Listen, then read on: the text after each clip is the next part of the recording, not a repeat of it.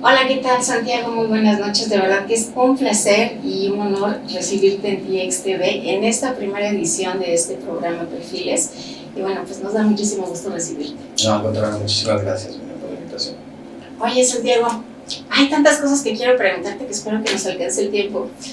Pero entre las cosas que incluso hasta son absurdas de toda esta guerra sucia, después de, antes, durante y después de la campaña electoral, de este proceso electoral donde participaste, creo que de las más absurdas es este reportaje que hizo un periodista en donde mostraba una parte, o sea, la parte de la huerta de tu casa. Sí.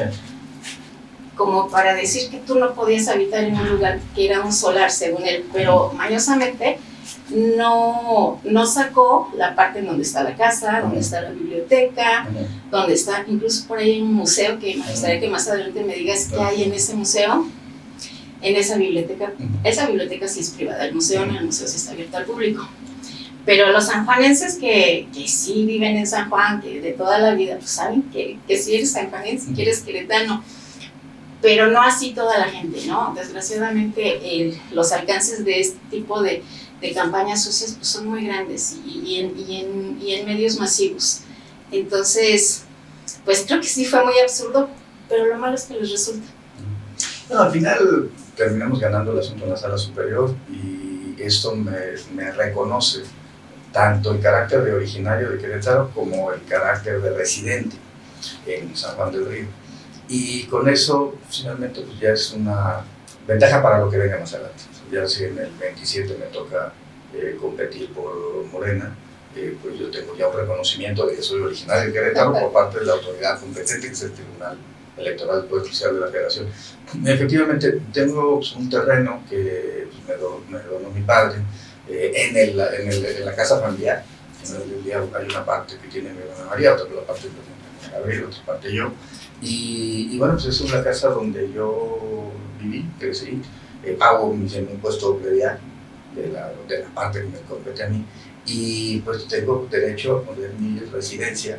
Hay que recordar que hay una diferencia entre el domicilio, sí. Puede haber distintos tipos de domicilio, el domicilio fiscal, por ejemplo. De hecho, los contadores y yo como abogado lo que recomiendo es nunca pongan tu domicilio fiscal donde es tu domicilio. Está el domicilio, por supuesto, electoral. Que es finalmente donde una persona saca, expide, hace que el INE expida su credencial de elector. Y la legislación, el Reglamento General de Elecciones del INE, lo que señala es que tú acreditas la residencia con tu credencial de elector. Entonces yo tengo mi credencial de elector en un inmueble del cual soy propietario, del cual pago impuestos y en el cual viví desde que tenía 6 años. Entonces esa es mi casa y por supuesto es una casa familiar, evidentemente. Ahí también tiene mi hermana su desarrollo, está el museo, es un museo que estuvo preparando mi padre y mi madre durante muchos años, y bueno, la biblioteca. Y realmente yo creo que yo estoy contento por el resultado al final. Hubo una guerra sucia muy fuerte, provocada tanto por el gobierno del Estado, y esto no estoy cometiendo ninguna infidencia, me lo dijo el gobernador, platicamos después de las elecciones, y también, por supuesto, por Cabeza de Vaca y este sector, porque yo tengo una enemistad clara desde hace muchos años. Al final también le ganamos, yo fui candidato, no gané por las condiciones que ahorita platicamos si quieres, que tiene que ver con el rompimiento de la coalición, pero Cabeza de Vaca no llegó a ser candidato y está en este momento prófugo de la justicia y así lo ha reconocido el Tribunal Electoral del Poder Judicial de la Federación. Entonces, al final, a pesar de la guerra sucia, la verdad termina siempre por salir a la luz pública. Y yo creo que, pues, entre todas las cosas, de los reclamos que hubo ese día que me junté con el gobernador, pues uno de los reclamos que yo le hice es saber pues, por qué me trajiste a Germán Martínez, a Javier Lozano, Roberto Gil, que son enemigos personales míos. Me pareció que eso rompía cualquier tipo de urbanidad política que pudo haber existido. Y bueno, la verdad es que yo muy contento por la campaña, muy contento por haber realizado esos 90 días recorriendo Querétaro, muy contento por el resultado electoral, 425,300, poco más de votos, 600 votos abajo del Partido Acción Nacional. y bueno, pues, realmente pues, ganan Agustín y Lupita por los votos del PRI y los votos del PRD. Si nosotros hubiéramos tenido los votos del PP y del Verde, otro resultado hubiera sido. Justo de eso me gustaría mucho que habláramos, Santiago, porque lo que yo te he mencionado, incluso hemos tenido oportunidad de entrevistarte en otros espacios, y ya en una ocasión yo te dije, bueno, yo no detecto que tus enemigos estén tanto afuera o que no sean tan fuertes, no son tan fuertes los de afuera como los que están al interior de tu partido, porque sí, Morena decide ir en coalición para muchas otras candidaturas, menos con la tuya. Sí, a ver, hay gente que no nos monita de oro, pero sí, evidentemente hubo varias cosas que dentro de Morena, o sea, hay ciertos grupos dentro de Morena, tanto en Querétaro como a nivel nacional.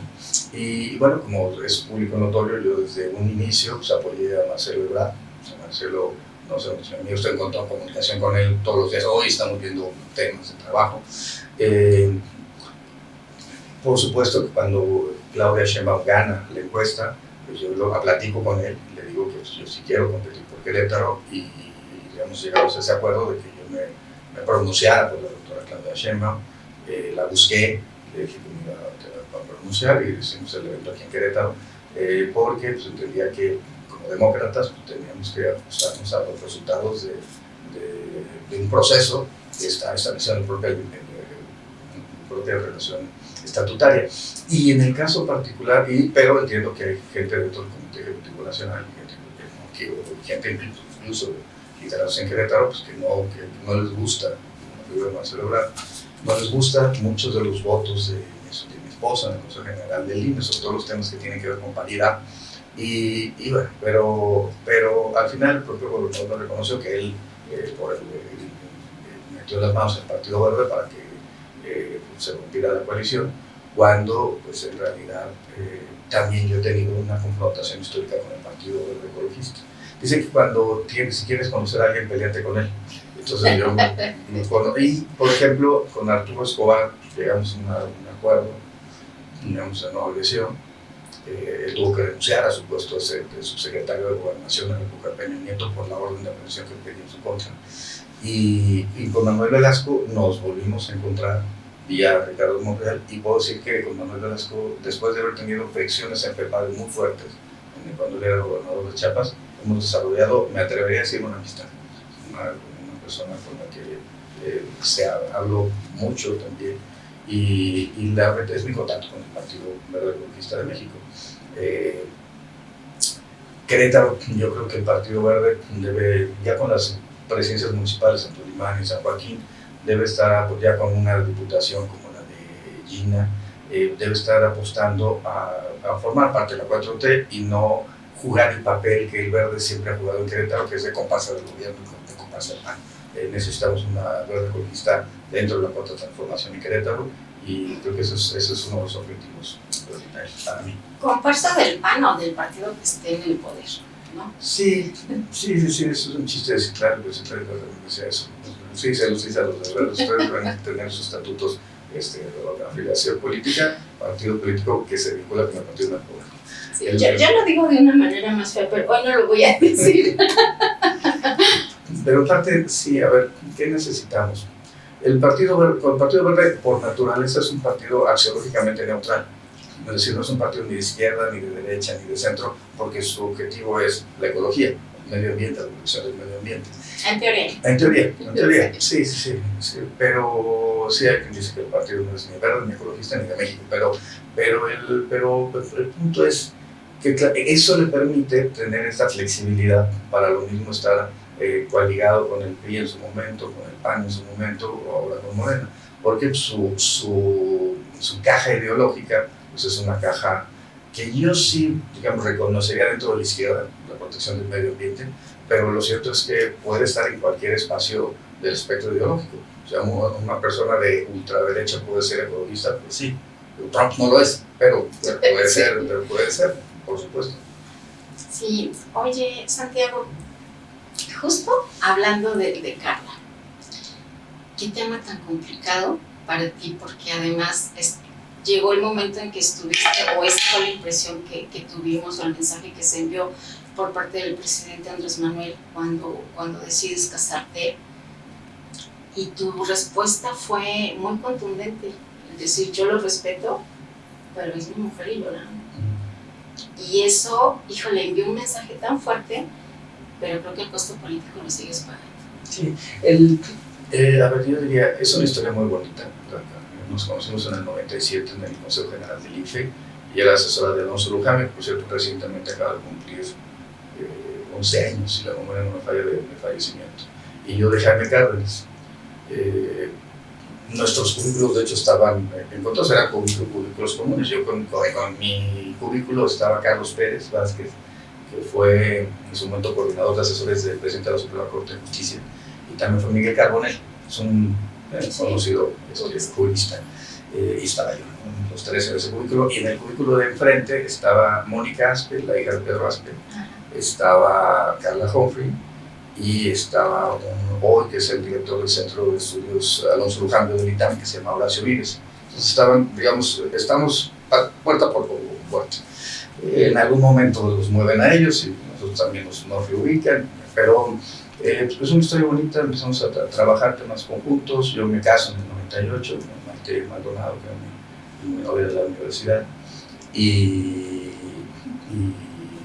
bueno, me voy a trabajar con la Contaduría Mayor de Hacienda en el año 2000, poco después del año 2000. La esposa de Jaime Cárdenas es la Contadora Mayor, y me invita a ser su coordinador de asesores. Y después de eso, bueno, Carla se va a estudiar el doctorado en España, regresa en 2006, la hacen consejera del Instituto Electoral de la Ciudad de México, y en ese momento estaba trabajando el secretario técnico del Consejo de la Judicatura Federal. Y después de eso me hacen magistrado electoral regional y volvemos a coincidir. O sea, ella como consejera, yo como magistrado, volvemos a coincidir. Ella se casa en 2008 con Roberto Gil Suárez. Y en esa época, es en la época de Calderón, yo me toca ser magistrado electoral regional, me toca lo que yo pensé que iba a ser el escándalo más grande de mi carrera, que era la nulidad de las elecciones de Morelia. Y la verdad es que fue un primer ensayo nada más. Y es una historia bonita porque en 2013 los dos terminamos nuestro mandato, volvemos a coincidir en el Senado de la República, yo invitado por el PRD y ella invitado por el PAN para un foro sobre el debate. Yo era como secretario técnico de una convención redactora de la reforma electoral, varios, César Astudillo, Arturo Sánchez. Y la verdad es que era una reforma que no iba a pasar porque el PRI no la estaba apoyando, era nada más PAN PRD, pero era un poco como la oposición tratando de presionar. PT, en ese momento Morena no existía como partido político todavía, y bueno, volvemos a coincidir ahí. Ella se divorcia y el ex marido pues, empieza a bloquear. 2014 la bloquea para ser consejera nacional, la bloquea para ser consejera local. 2015 a mí me hacen fiscal electoral del país, y pues en 2016 ella compite para ser magistrada de la Sala Superior y el ex marido la bloquea para que los ministros no voten por ella. Por eso cuando me dicen la independencia de los ministros, no tengo muchas dudas respecto a ello. Y porque no eran nuestros ministros, no paro, etc. Y después de ese bloque, de ese paso, yo hablo con Roberto, pero le digo, oye, pues déjala pasar, te ves mal tú bloqueando tu ex esposa. Todos sabemos que tú eres el que estás bloqueando. Además es una persona con muchas tablas, etc. 2017 la vuelven a bloquear para ser consejera, y yo tengo el enfrentamiento con Peña Nieto por el caso de Odebrecht. Me terminan destituyendo de FEPADE. Voy al Senado, pero vienen las amenazas contra la muerte de mis hijas, viene fotografías de mi ex esposa, inicia o detona el trámite del divorcio, y en ese contexto Carla me defiende. Dice que el que me saquen a mí de FEPADE es un triunfo de la corrupción. Y ya el resto de la historia creo que es público. Marcelo me recupera, me invita a trabajar para la Cuarta Transformación, me presenta al presidente López Obrador en Jalisco y me sumo yo a la campaña. Y cuando termina la campaña y el presidente me designa como titular de la UIF, hay un tweet de felicitación. Yo estaba pensando en que parte de la estructura implicaba 2 plazas en Washington, en la Embajada de México en Washington, y yo estaba pensando quién podría invitar para que se fuera a la Embajada en Washington. Yo necesitaba una persona con presencia, con conocimiento de idiomas, etcétera, etcétera, que le hablara de tú a todos los gringos. Muchas veces los gringos nos ven como por debajo del hombro. Y en ese instante, pensando un poco bien en la estructura, veo un tuit de felicitación que me dice: el karma existe, tú que fuiste perseguido, ahora vas a tener la facultad de perseguir. Y en total le invito a desayunar y a partir de ahí una vez fue llegando a la otra. Bueno, y a mí me hubieran dicho ese día que desayunamos, hoy, 2 años después van a tener una relación y se van a estar casando. Sí, cómo no, eso no va a pasar nunca, porque además éramos muy buenos amigos. También eso surgió más bien de un tema de relación profesional que fue transitando hacia amistad y después al final, y la pregunta es: ¿por qué Guatemala? Porque en Guatemala murió mi madre. Mi madre tuvo una embolia viajando con sus amigas en un tour cerca en Las Flores, cerca de Tikal. Le da una embolia. La verdad es que nadie se da cuenta. O sea, ella se va a dormir, al día siguiente que el tour tenía que salir, lo van a tocar y no habría. O sea, entran servicios materiales, que encuentran tirada con muerte cerebral. Entonces la llevan a Guatemala capital. Por distintos medios, mi hermano, mis hermanas, mi padre, terminamos todos coincidiendo en el hospital en Guatemala. Y bueno, hablando con los médicos, ¿qué va a pasar? Va a quedar como vegetal. Y dicen: bueno, pues la pueden mantener conectada, pero nosotros sugerimos que no. En algún momento mi madre me dijo que si ella quedaba como vegetal, prefería que la desconectaran, y yo tomé la decisión de desconectar, junto con mi padre y mis hermanos. Pero fue muy mal. Entonces, algún momento Carla me dijo que había viajado con 2 amigos suyos a Antigua y que le había encantado, que de hecho le dijo a uno de sus amigos que se quería casar ahí. Estamos hablando antes de haberse casado con Roberto. Y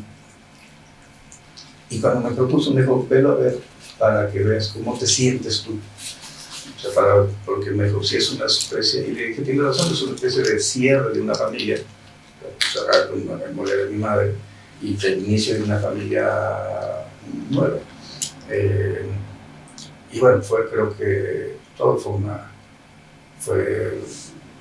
cosa mágica, y la verdad es que yo estoy absolutamente feliz. Y honestamente le deseo a todas las personas que tengan un matrimonio feliz como el que tengo yo. Bien, que hablando justo de tu mamá, de la señora Aurora, que además es doctora antropóloga, me gustaría mucho que seguramente conoces este libro. Ah, sí, claro, Talimán. Sí. Platícanos un poco sobre este libro.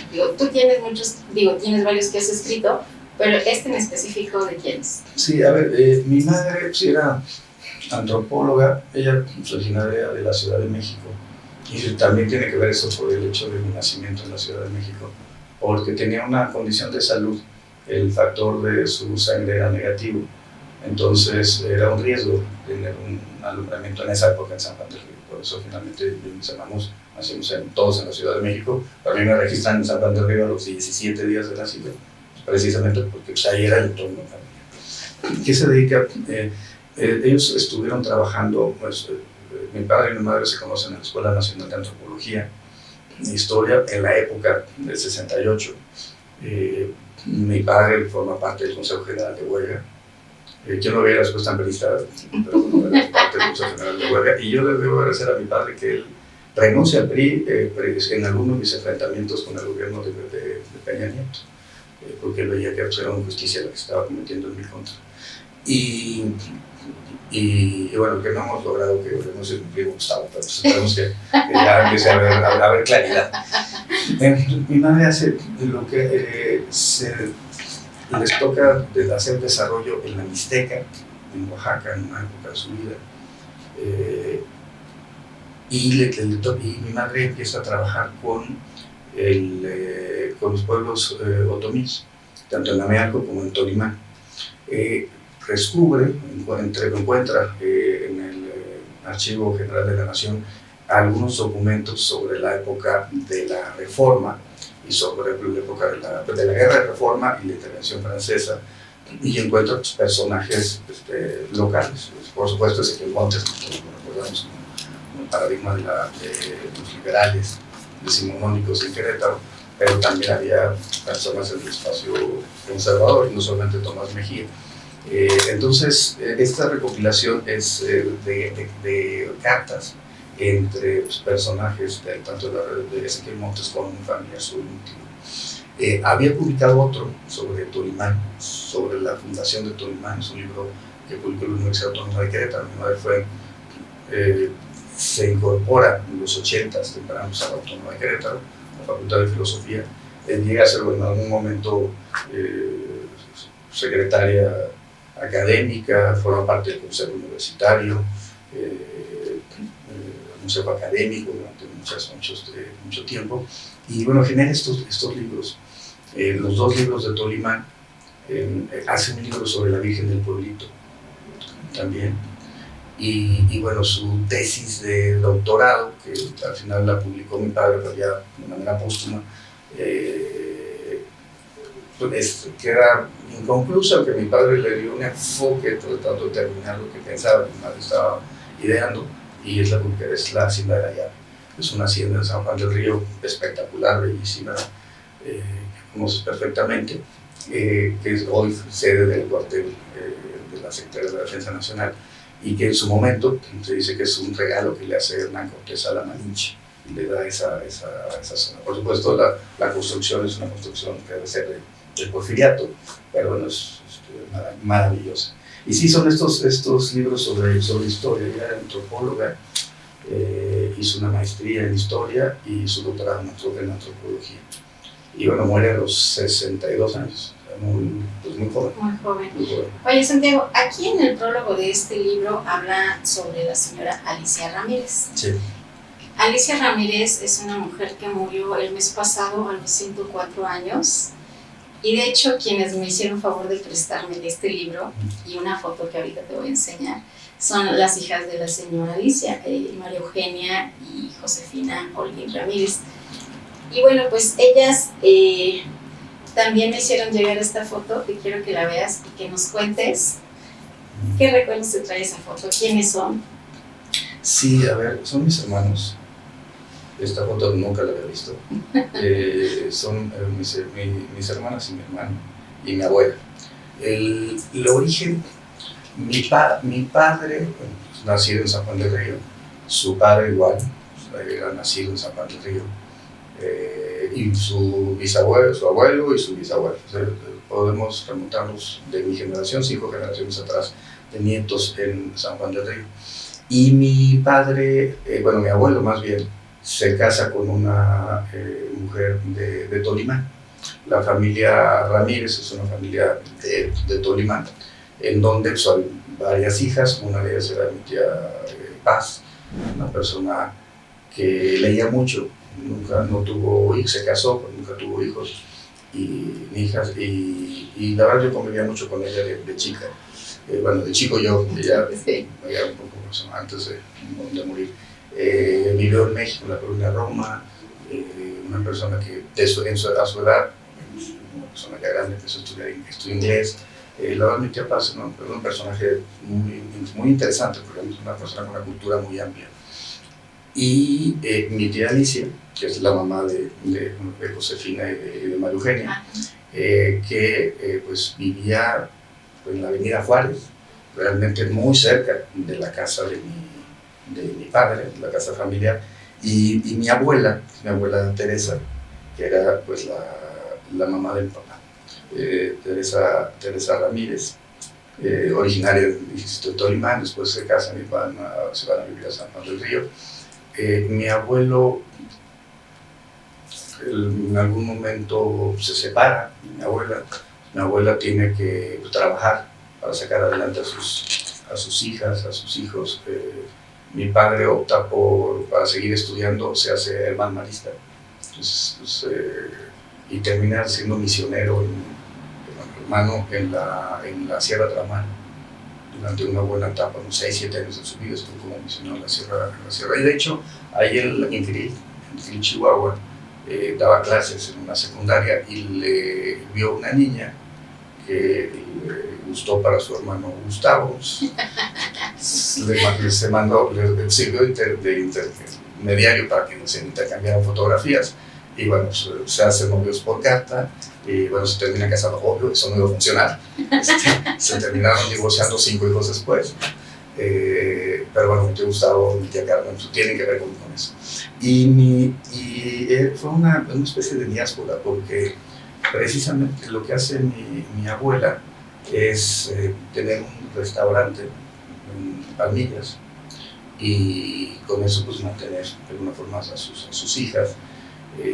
Su hijo mayor, José Antonio, que se convierte en el primer doctorado de San Juan del Río en la Universidad de Texas, es becado y llega a tener 2 cargos importantes, vocal ejecutivo de la Comisión de Río Balsas y llega a ser también director del Infonavit.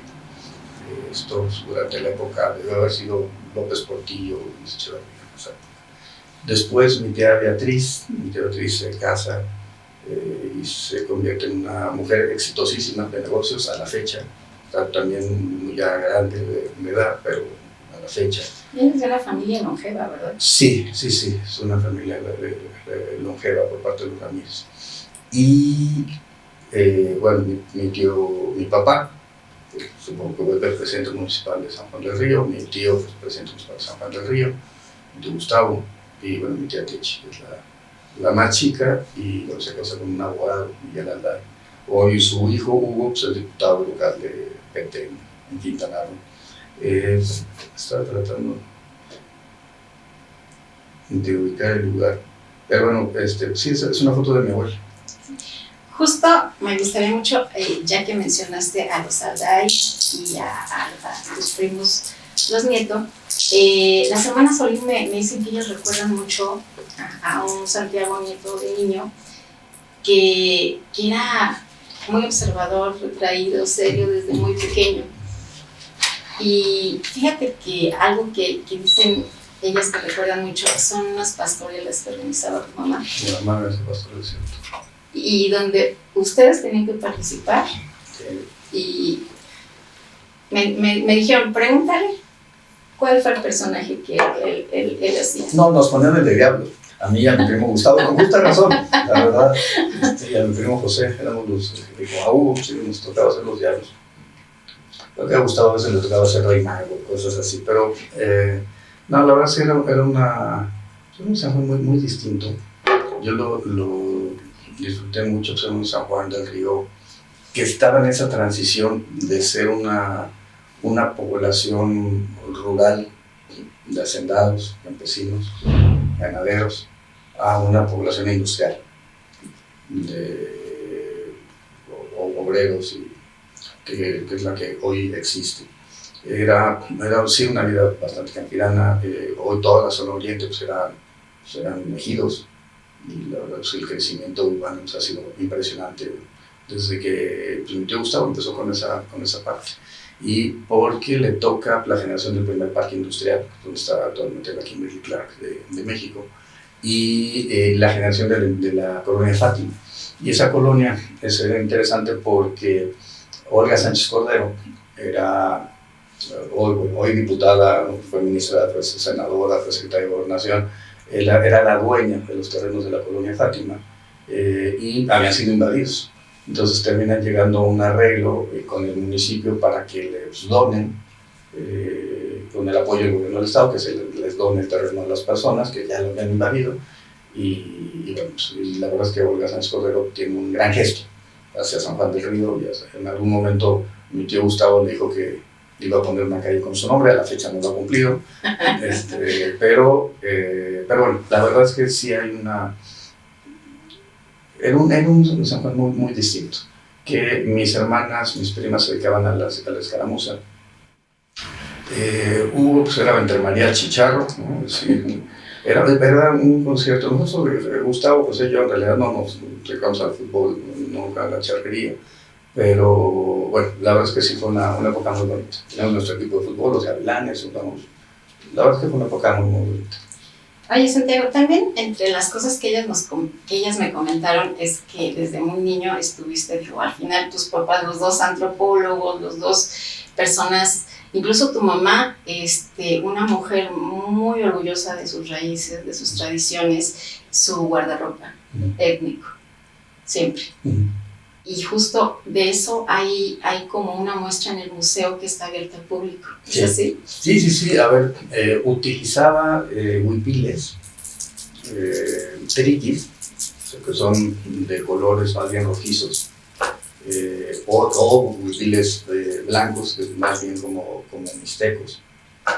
Y la verdad es que sí, durante mucho tiempo ella pues era una orgullosa de su tradición, también de su propia carrera, y le tocó sí convivir con mixtecos y con zapotecos y evidentemente con tarahumaras en la Sierra Tarahumara acompañando a mi padre, o los otomís, ¿no? Y decía en algún momento alguien que escribió unas palabras como ella dijo, sí, después de haber convivido con mixtecos, zapotecos, sanjuanenses tanto tiempo, había como asumido ese rol, ese cariño por San Juan del Río. Y la verdad es que sí, toda esta parte es una visión etnográfica del país, y ahí se pueden encontrar los huipiles de Chiapas, por ejemplo, los vestidos de Sinacantán, los chapanecos, que son muy floridos, muy, muy bonitos. El tipo de vestido de las mujeres otomíes, que también son colores muy vivos, es muy similar a los mazahuas del Estado de México. Y bueno, se encuentran ahí parte de la historia, van a encontrar fósiles, van a encontrar piezas arqueológicas prehispánicas, y la verdad es que es un muy bonito recorrido que se tiene en el Museo de... Habrá que decirle a Loret de Mola que en vez de ir a tomar fotos y videos de parte de la huerta donde no había mucho que ver, mejor lo hubiera hecho del museo, ¿no? Sí, ahí me dedicó 6 minutos, 11 minutos en 2 programas, y la verdad es que yo creo que fue pagado por cabeza de vaca, aunque tal vez pudo haber sido pagado por el gobierno del Estado, pues ya es lo de menos. Y me llama la atención porque en teoría yo la llevaba bien con Loret de Mola, incluso tanto en FEPADE como en la UIF había llegado a comer con él. Hemos tenido una interacción, y bueno, pero la verdad es que creo que él está muy parcializado. Sí, ya perdió totalmente como la brújula de un periodista, ¿no? De la objetividad. Ya está totalmente de un solo lado y ya no ve absolutamente nada más. Oye, me gustaría mucho que me hablaras también sobre esa biblioteca privada de tu papá. Me dicen que hay colecciones de ciertas historietas, pero que además tu papá es una persona, el doctor Jaime, que es una persona sumamente que cuida mucho las cosas, tiene mucho, sobre todo las cosas a las que les tiene cariño, como estas historietas que me gustaría que os platicaras, las ordena, todo tiene súper organizado. Incluso por ahí me parece que también hay unos muñecos de ventrílocos. Sí, a ver, él en la época de misionero en la Sierra Tarahumara buscaba la forma de no solamente atender a la población, digamos, mestiza o occidental, entre comillas, de Krill, sino la forma de poder educar a un mayor número de tarahumaras. Los tarahumaras, pues sí tenían, en esa época, pues, estamos hablando de los 60, tenían pues, unas condiciones muy insalubres de vida, inclusive había gente que vivía aún en cuevas en esa época, en ese contexto, y hoy afortunadamente ya no es así. Pero tenía que caminar grandes 2 horas para llegar a los otros pueblos, Manarachi, etc. Y una de las formas de interactuar con los niños de la población tarahumara era a partir de los muñecos de ventríloco. Entonces él hacía sus muñecos de ventríloco. y son muñecos que, y él fingía la voz, impostaba la voz para eso, un poco era llamar la atención, un poco que los niños se acercaran a ver el muñeco, y es una forma como pues sí, de educación, un poco lo que hicieron los misioneros franciscanos cuando enseñaban a las personas con pinturas y escultura para poder enseñar la Biblia. Un poco en esa era como una mecánica pues sí, de educativa. Y ya pues más adelante pues nosotros ya alguna vez llegó a hacer una representación, pero tampoco ya lo hizo mucho, y sí mantenía esos muñecos. La verdad es que no tiene años que no los veo, pero sí los tenían ahí. Y otra cosa que tenía era, pues, mi padre y mi madre habían tenido una clase de antropología física, y en esa clase tenía que identificar los huesos de un cuerpo humano. Entonces habían ido a la fosa común, y en la fosa común habían pues, desenterrado un cuerpo, lo habían limpiado, lo habían puesto en cal, y ya para la clase. Y todavía esos huesos, esa osamenta, claro, es algo que hoy sería impensable, pero estamos hablando, insisto, en la década de los 60, la tenían en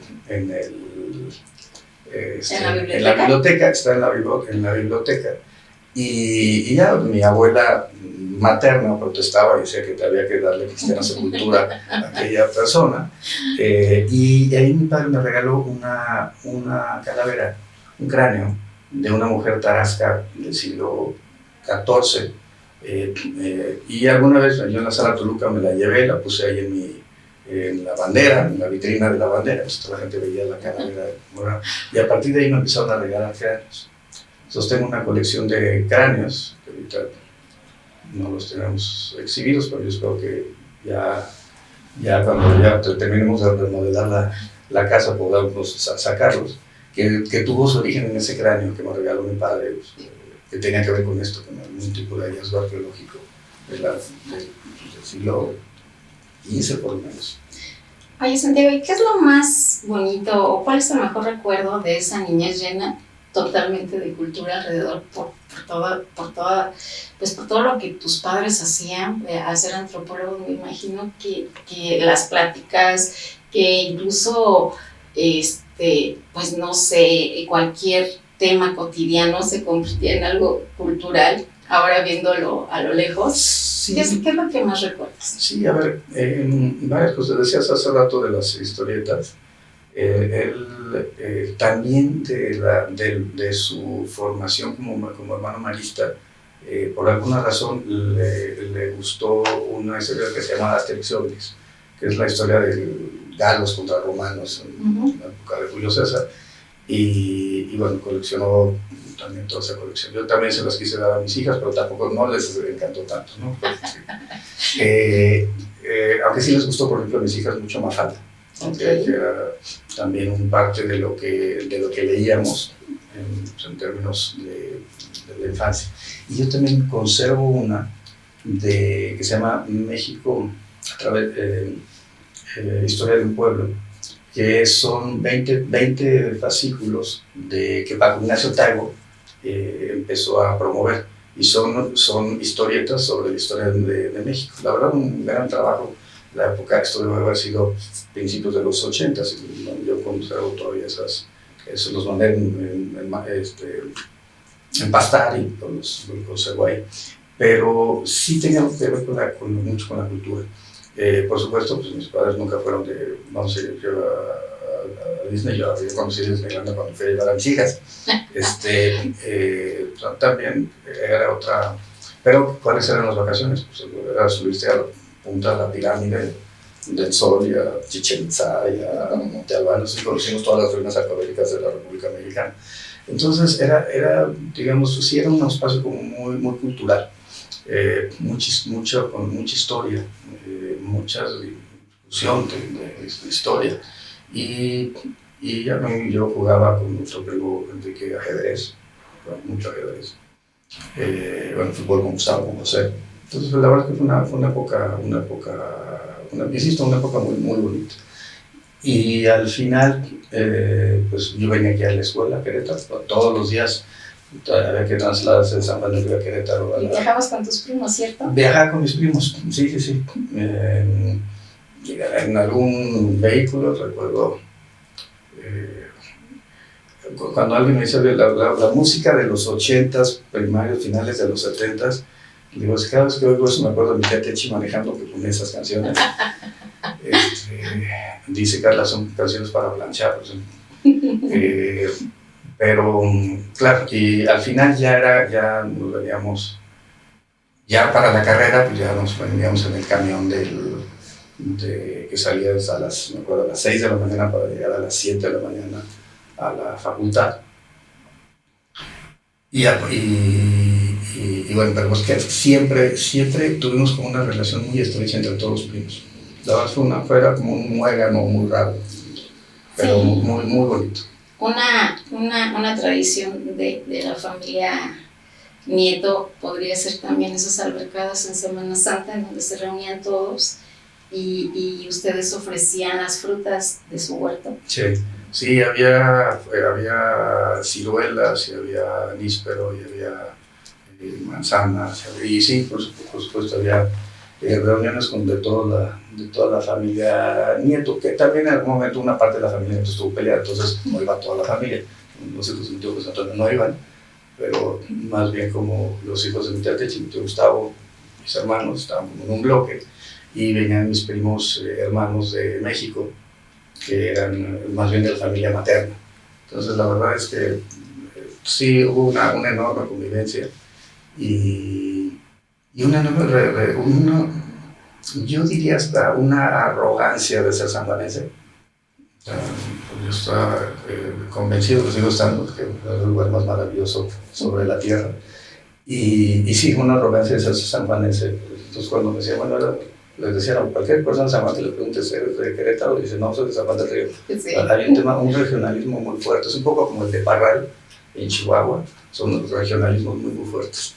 Y bueno, pero la verdad es que fue una etapa, insisto, feliz. Ya en la carrera, pues ya estábamos en otra cuestión, ya íbamos laborando, y cuando iba en cuarto año de la carrera, yo era vicepresidente de la Sociedad de Alumnos, tenía dos opciones. Uno, o buscar la presidencia de la Sociedad de Alumnos, o la otra opción era aceptar una invitación que me habían hecho para el verano de investigación científica en México, ir un verano al Instituto de Investigaciones Jurídicas de la UNAM. Yo creo que ha sido de las mejores decisiones de mi vida. Decidí dejar de lado las lides políticas estudiantiles y me concentré en estudiar.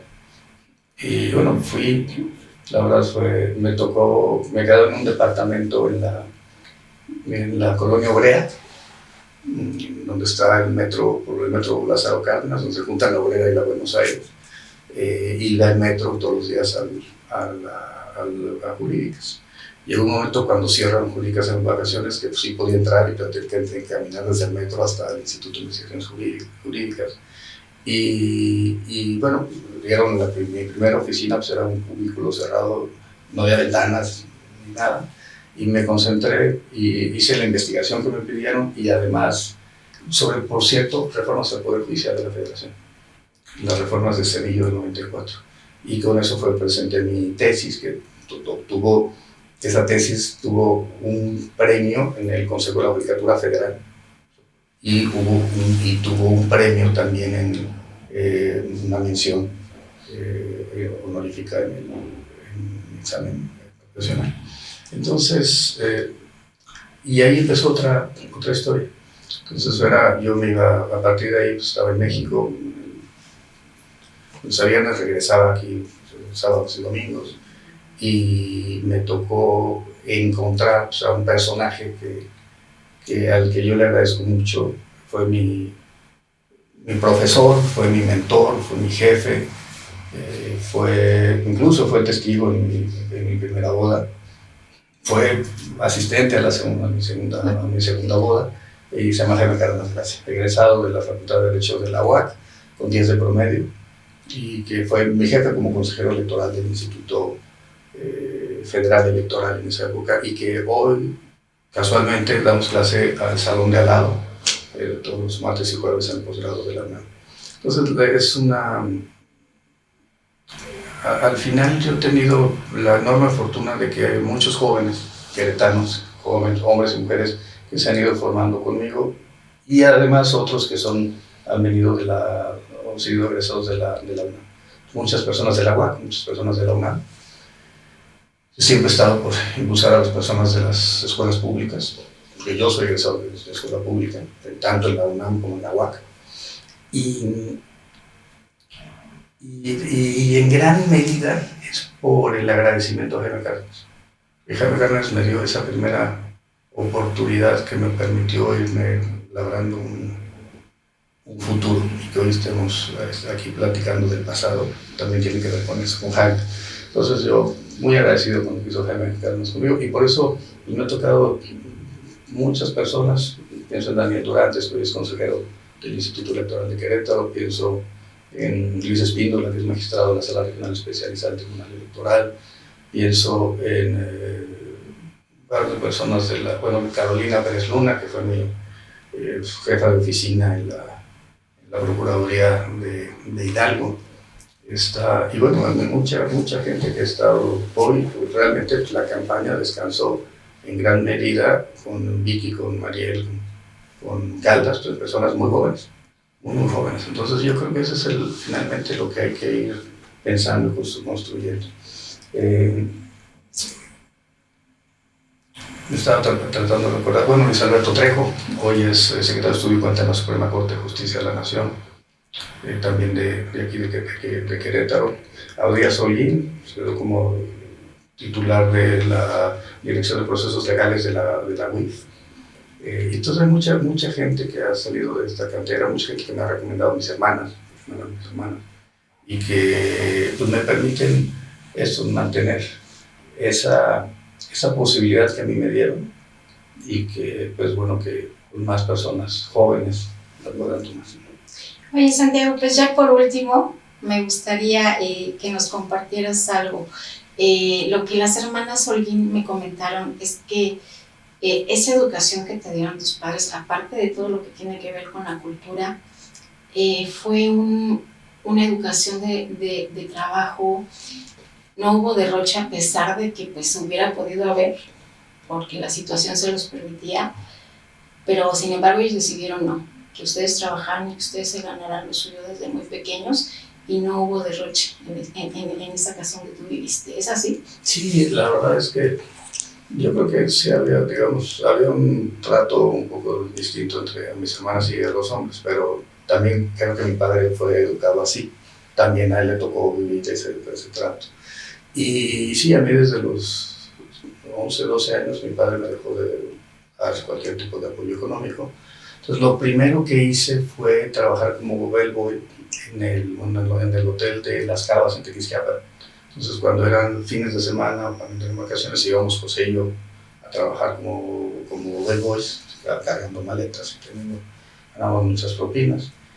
En algún momento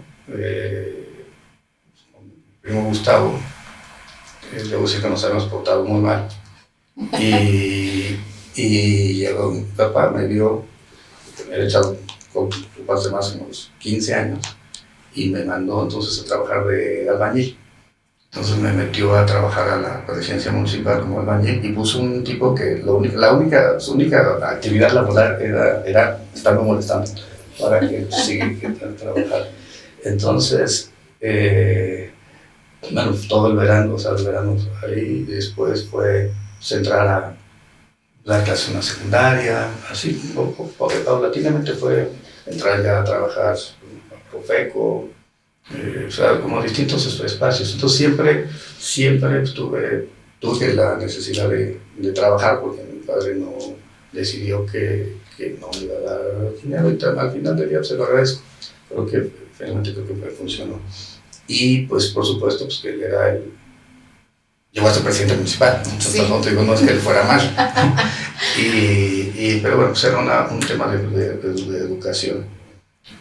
Pero pues, creo que la educación estuvo basada en eso, en la historia, más bien como en la historia de México, en el orgullo por ser mexicanos, en el orgullo nuestras tradiciones, incluso un poco la propia música. Música que no sé cómo te conoces esas canciones. Eran un hit en 1947, no sabes de qué estamos hablando. Entonces sí la verdad es que fue una gran influencia en mi vida. Y también yo diría mi educación con los maristas fue una gran educación muy privilegiada, en el Queretano primero, después en San Javier. La verdad mantengo amistades de esa época, con ellos me voy, hace un par de años me fui de vacaciones para celebrar mi cumpleaños. Entonces, estuvieron muy al pendiente durante la campaña, estaban ahí presentes conmigo, apoyándome. La verdad es que muy contento con esa parte de la vida. Bueno, como te comentaba, pues mis hijas no puedo contar más por una cuestión de seguridad. Así es. De todas. Y bueno, pues serían unas cosas que cambiaría, por supuesto, pero prefiero que estén seguras. Y bueno, yo feliz. Tengo terminado ya mi libro de la Unidad de Inteligencia Financiera, estoy viendo cómo lo publico y viendo lo que viene. Creo que vamos a tener un gran sexenio, porque la doctora Claudia Sheinbaum es una mujer muy talentosa, muy brillante. Hoy en día el tema de la discusión es evidentemente la reforma del Poder Judicial. Hay que ver de qué forma se materializa para evitar que tengamos algún efecto negativo. Yo creo que estos comités de evaluación que ya funcionan para el INE, donde es una buena salida para que puedan hacer propuestas de personas que tengan conocimientos técnicos y que finalmente den credibilidad a los inversionistas sobre el sostenimiento de los costos de transacción, que creo que es lo más importante. Pero bueno, pues la verdad es que muchas gracias, Miriam, por haber hecho un recuento histórico hacia atrás de cosas que pues, nunca me preguntan. Yo estaba pensando cómo te iba a responder algo sobre Odebrecht, sobre la reforma del Poder Judicial.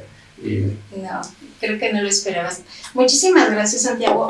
Lo que intentamos en este programa, pues es que la gente conozca al ser humano que hay detrás del político, porque la carrera política, bueno, pues ya todo el mundo es de dominio público, pero no al ser humano. Y a mí lo que me interesaba era que la gente conociera lo que los que sí hemos estado un poquito más cerca de ti conocemos, y que bueno, pues a mí sí me indignó cuando se dijo que no eras sanjuanense y que en Querétaro no eras. Entonces, bueno, no puede ser posible que al no encontrarte nada malo o nada que reprocharte, pues se inventen este tipo de cosas tan absurdas. Pero muchísimas gracias, Santiago, esperemos que no sea la última, esperemos que pronto puedas venir a compartirnos ya pues lo que sigue en la carrera del 27. Sí.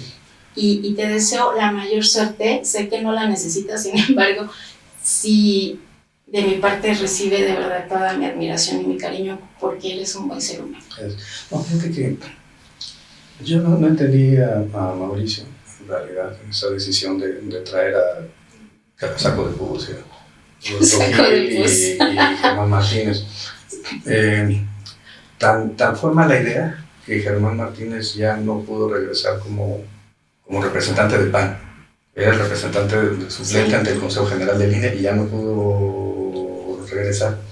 Yo creo que eso estaba financiado por Cabeza de Vaca, por el gobierno del Estado, pero y creo que también hay límites que no se pueden sobrepasar.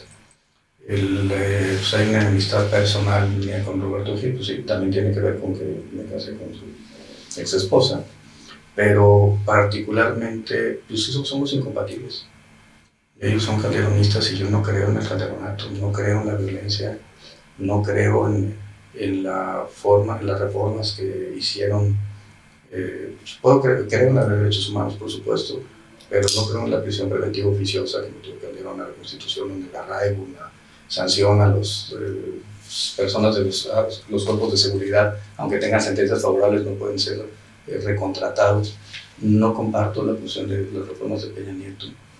Y ellos estuvieron metidos en todo ese proceso. Y la verdad es que ellos, ¿qué querían? Querían ganar las gubernaturas y con eso buscar la elección del 2018. Solamente que Andrés Manuel López Obrador los barrió. Y después idearon, cabeza a la cabeza, es tener el control de los estados con la Alianza Federalista y a partir de ahí buscar la candidatura del 24. Y Cabeza de Vaca me culpa a mí de que por mi denuncia en su contra no llegó a ser el candidato presidencial de la oposición. Y eso es lo que ha generado pues, esta guerra. Pero la verdad lo lamentable es que Mauricio había tomado parte en una confrontación que además se conoce perfectamente los orígenes y que pues, tiene que ver con algo de una traición que le hicieron ellos mismos al propio Pancho Domínguez. Pero no, estoy seguro que a Pancho Domínguez no se le olvida esos videos que sacaron, y esos videos los sacó la gente de Cabeza de Vaca, cuando le están entregando al secretario particular maletas con dinero. Entonces, creo que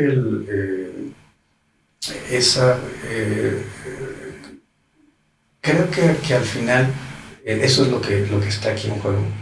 Pero yo creo que tuvieron un error.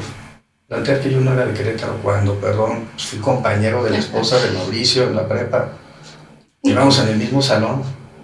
Entonces, este tipo de cosas que no tiene... Ya había una desesperación por ver el crecimiento de Santiago Nieto, ¿no? Y de Morena en general. Y tan es así que la doctora Sheinbaum ganó la presidencia de la República en Querétaro.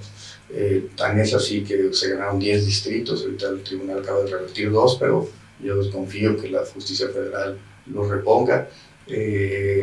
Estoy pensando, por supuesto, en que, bueno, las presidencias municipales, las 6 que tenemos, y además las que están impugnadas, Querétaro, San Juan del Río, todavía hay mucha opeñamilla, todavía hay una batalla importante por hacer. ¿Y qué es lo que queremos? Pues todavía la cuarta transformación. ¿Y qué sigue para Santiago Nieto? A ver, hay varias propuestas. Yo conversé con la doctora Sheinbaum hace unos días en un evento de los diputados y diputadas, la Fracción Parlamentaria Morena que me invitó Ricardo Monreal. Yo he estado muy al pendiente de la reforma por petición de Ricardo Monreal y es a lo que me estoy dedicando. Hay varios temas, hay que ver qué es lo que al final se decide. Seguramente ya será un tema de decisión de unos días. Pero sobre todo seguir caminando Querétaro. Yo estaré aquí de manera permanente viendo cuáles son las necesidades que hay en ese desierto, cuáles son las necesidades que hay en la sierra, cuáles son las necesidades que hay en la zona conurbada de la ciudad de Querétaro, por ejemplo, del Marqués. Por supuesto, San Juan del Río, el tema de inseguridad de San Juan del Río es un tema que a mí me preocupa y me lastima y me ofende. Pues creo que hay mucho que hacer. Bueno, pues muchísimas gracias, Santiago. Espero que, como te dije, no sea la última vez que vienes a este programa. Y a usted, querido público, pues esta fue la primera entrega del programa Perfiles, la carrera rumbo al 2027. Nos vemos la próxima semana, lunes, en punto de las 8 de la noche. No se lo pierdan a través de TXTV.